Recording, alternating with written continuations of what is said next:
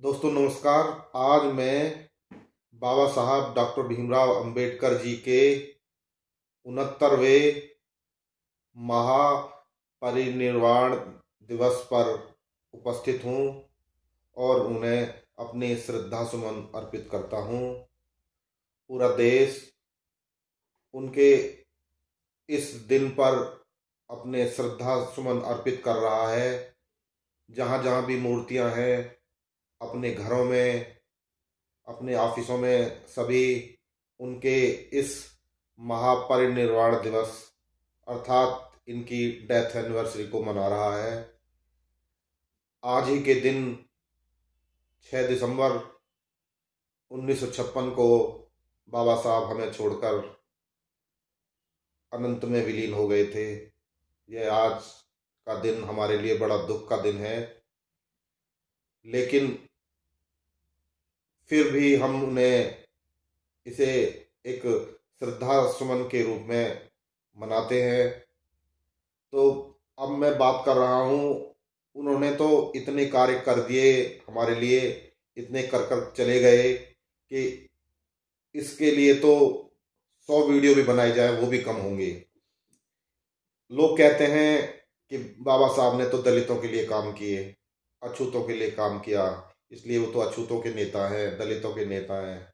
अरे भाई, ऐसी बात नहीं है। बाबा साहब पूरे भारतवर्ष के नेता थे, आज भी हैं। उन्होंने दलितों के लिए काम किया, ये तो बात सच है, लेकिन वो कहते हैं कि केवल दलितों के लिए किया, ऐसी बात नहीं है। आज मैं महिलाओं के बारे में आपको कुछ जानकारी साझा करूंगा कि उन्होंने महिलाओं के लिए क्या काम किया। यदि मैं महिलाओं के बारे में जानकारी दूंगा तो आप कहेंगे तो वो तो महिलाओं के नेता थे। मैं महिलाओं के बारे में आपको जानकारी दे रहा हूं कि बाबा साहब ने महिलाओं के लिए क्या क्या किया। जब अंग्रेज शासन था भारत में, तो क्या था, वोट का अधिकार महिलाओं को नहीं था, पुरुषों को भी नहीं था। कुछ पुरुषों को था, उन पुरुषों को वोट का अधिकार था जो अमीर थे, जो शिक्षित थे, जिनके पास ये पैमाना बनाया गया था कि वोट वही देगा जिसके पास इतनी भूमि है, यानी कि वो इतना बड़ा जमींदार होगा तो वोट देगा, वो इतना उच्च शिक्षित होगा तो वोट देगा।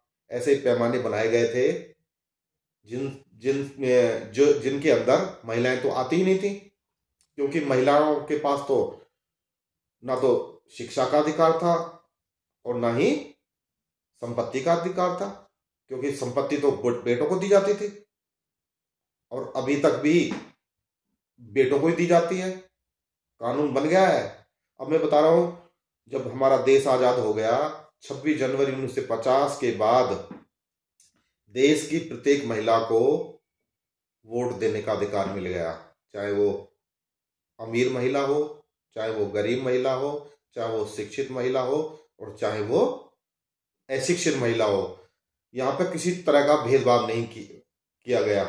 ये किसने किया? ये बाबा साहब ने किया, क्योंकि बाबा साहब ड्राफ्टिंग कमेटी के चेयरमैन थे, मसौदा समिति के अध्यक्ष थे, उनके पास सारी जिम्मेदारी थी संविधान बनाने की। उन्होंने जब संविधान बनाया तो महिलाओं के लिए भी प्रोविजन रखे, समान प्रोविजन रखे, पुरुषों के साथ साथ महिलाओं के लिए भी वो प्रोविजन रखे, चाहे वो महिला गरीब हो चाहे वो अमीर हो,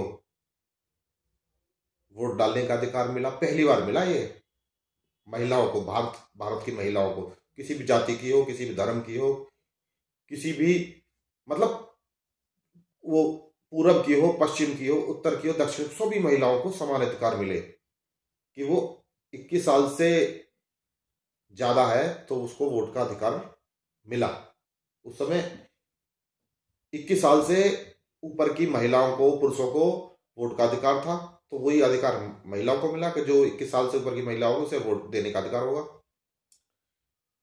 ये अधिकार 1989 में 21 से घटाकर 18 वर्ष कर दिया गया, यानी कि भारत सरकार ने कानून बनाया कि अब जो वोट देंगे, वोट देने का अधिकार है वो 21 से घटाकर 18 वर्ष कर दिया जाए, तो महिला को वो अधिकार मिला। अब महिलाएं जो लड़कियां 18 साल से ऊपर की हैं सब वोट डालती हैं। पहले नहीं था ये अधिकार, मुगल शासन में नहीं था, ब्रिटिश शासन में नहीं था। ये भारत गणतंत्र हुआ, लोग जब भारत गणराज्य बना तो उसमें बाबा साहब ने संविधान में लिखा तो महिलाओं को वो अधिकार मिला, वोट देती हैं, वोट देने का अधिकार मिला। तो चुनाव लड़ने का अधिकार भी बाबा साहब ने दिया कि महिलाएं चुनाव भी लड़ेंगी, समान रूप से किसी भी सीट पर चुनाव लड़ेंगी, लड़ती हैं, विधायक बनती हैं, MP बनती हैं, देश की प्रधानमंत्री बनी, देश की राष्ट्रपति भी बनी, आज भी हमारी राष्ट्रपति महिला है, प्रधान बनती है, पार्षद चुनी जाती है। तो ये पहली बार किसने किया? बाबा साहब ने किया, महिलाओं के लिए। लोग कहते हैं कि जी दलितों के नेता थे। भाई दलितों के नेता कैसे? महिलाओं के भी नेता थे वो। अब आप ये कहोगे कि ये तो बाबा साहब ने इतना बड़ा काम कर दिया कि अब तो वो महिलाओं के नेता हो गए। पहले चाहे कोई ब्राह्मण हो, क्षत्रिय हो, वैश्य हो, कोई भी हो, वो अपनी महिलाओं को अधिकार देने से दूर रखता था, वो अधिकार नहीं देता था। वही उनको ये पहचान गए, मुगल भी पहचान गए कि भाई यहाँ तो ये लोग हैं, ब्राह्मण, क्षत्रिय, वैश्य हैं, ये जब ये नहीं चाहते तो हम क्यों चाहे? क्योंकि उन्हें सरकार चलानी थी, वो इनके बहकाए में रहते थे। लेकिन जब देश आजाद हुआ तो बाबा साहब ने महिलाओं को बिल्कुल समान अधिकार दिया, वोट डालने का अधिकार। वोट डालने के साथ साथ इन्हें चुनाव लड़ने का अधिकार दिया। चुनाव लड़ते हैं, आज लड़ती हैं, कोई भेदभाव नहीं है, नीचे से लेकर राष्ट्रपति तक चुनी जाती हैं, आज राष्ट्रपति भी हैं। उसके बाद क्या होता है, बाबा साहब संविधान सभा के ड्राफ्टिंग कमेटी के चेयरमैन थे। उसी समय बाबा साहब हिंदू कोड बिल भी लेके आए। हिंदू कोड बिल में क्या था, उसमें महिलाओं को समान अधिकार देने की बात कही थी। हिंदू कोड बिल में समान अधिकार देने की बात कही गई थी।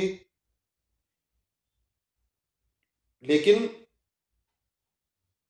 जब अधिकार की बात आई तो हिंदुओं ने, जो बिल्कुल कट्टर हिंदू थे, उन लोगों ने विरोध किया। क्यों विरोध किया? क्योंकि बाबा साहब ने हिंदू विवाह अधिनियम बनाया, जो पहले हिंदू कोड बिल का ही रूप था। उन्होंने उसमें क्या था, उसमें पहले क्या था, यहाँ पे इस व्यवस्था में, मतलब 1950 की से पहले की व्यवस्था में क्या था कि एक हिंदू 10 ब्याह कर ले, 30 ब्याह कर ले, कोई मतलब नहीं, कोई रोक टोक नहीं थी। एक व्यक्ति एक से अधिक विवाह, बहु विवाह करता था। जब बहु विवाह करता था तो बताओ लेडीज की क्या हालत होगी। मतलब एक व्यक्ति ने 5 शादी कर ली, 10 शादी कर ली, तो महिला कैसे सुरक्षित रहेगी? बाबा साहब ने इस कानून को खत्म करके केवल एक विवाह की बात कही, और एक विवाह वो हिंदू कोड बिल में लेके आए। लेकिन इन्होंने विरोध किया, लेकिन वो कानून बाद में 1955 में लागू किया, क्योंकि पंडित जवाहरलाल नेहरू अपनी सरकार को बचाना चाहते थे, क्योंकि उस समय बहुत शोर शराबा हो रहा था। तो पंडित जवाहरलाल नेहरू ने कहा कि इसको कानून को हम बाद में लाएंगे, हिंदू कोड बिल को। इसी बात पर बाबा साहब ने नाराज होकर उनके मंत्रिमंडल से भी इस्तीफा दे दिया था। देखो, महिलाओं के अधिकार के लिए बाबा साहब ने, केंद्रीय कानून मंत्री थे वो, इसी बात से नाराज होकर उन्होंने नेहरू मंत्रिमंडल से इस्तीफा दे दिया था। क्यों? क्योंकि नेहरू चाहते थे कि ये कानून बने, ये हमारे देश में लागू हो, लेकिन वो उन कट्टरपंथियों से डरे हुए थे, हिंदू कट्टरपंथियों से, कि भाई ये मेरी सरकार को गिरा देंगे। तो बाबा साहब ने नाराज हो गया, भैया तुम अपनी सरकार को तुम चलाओ, मेरे बस की नहीं है चलानी, क्योंकि मैं तो समान अधिकार की बात कर रहा हूं। तो ये पहली बार हुआ था कि महिलाओं को वो अधिकार मिला कि उनका पति केवल एक शादी करेगा। यदि मैं शादी होकर आ गई हूं तो इसके बाद कोई शादी नहीं होगी, यानी कि बहुविवाह पर रोक लगा दी थी। उसके बाद क्या हुआ? संपत्ति में अधिकार, हिंदू उत्तराधिकार अधिनियम 1956, ये भी हिंदू कोड बिल का ही हिस्सा था, क्योंकि इस पे भी विरोध किया था। कट्टरपंथियों ने, जो केवल संपत्ति को अपने पुत्र को ही देना चाहते थे। वो पुत्री को कोई अधिकार नहीं था, लेकिन बाबा साहब ने इस अधिनियम को लाकर उन महिलाओं को, उन बेटियों को वो अधिकार दिया कि वो भी संपत्ति में बराबर की अधिकारी हैं, और वो अधिकारी बनी,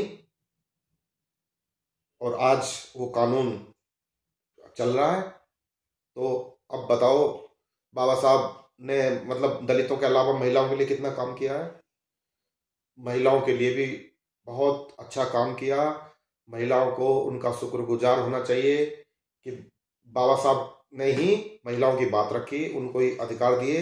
यदि बाबा साहब ना होते तो इनको ना तो संपत्ति का अधिकार मिलता, ना ही बहु विवाह से मुक्ति मिलती, ना ही इन्हें वोट डालने का अधिकार मिलता, और ना ही इन्हें मतलब चुनाव लड़ने का अधिकार मिलता। तो मैं पुनः बाबा साहब को याद करता हूँ कि उन्होंने महिलाओं के लिए इतने बढ़िया काम किए कि आज महिलाएं और मतलब पुरुषों के समान हैं। वो जो पुरुष कर रहे हैं वो भी महिलाएं कर रही हैं, और ये अधिकार देने वाले बाबा साहब थे। बाबा साहब की पुण्यतिथि पर, उनके महापरिनिर्वाण दिवस पर मैं उन्हें श्रद्धासुमन अर्पित करता हूँ।